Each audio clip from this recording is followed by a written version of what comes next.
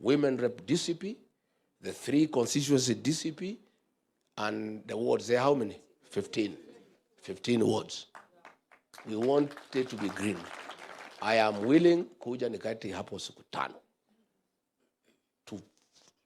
Tutengeneze na tufagie wasaliti wote.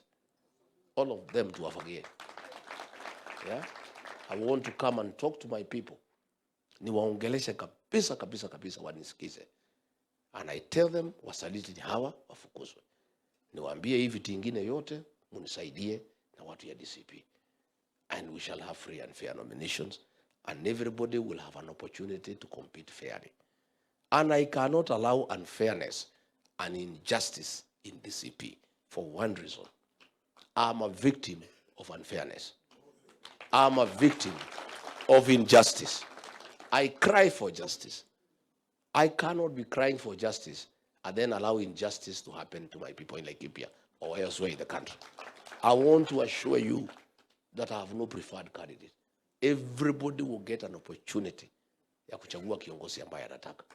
And kwa sababu hii uchaguzi yetu itaishia nomination, I must allow the people of Laikipia to decide their leaders. Si ndio? Provided si ile wasaliti. Akina Sara Kolere ambaye anatukana jamii nzima. And I don't know huyo Sara ni hesabu gani anafanya. Wewe unatukana whole community.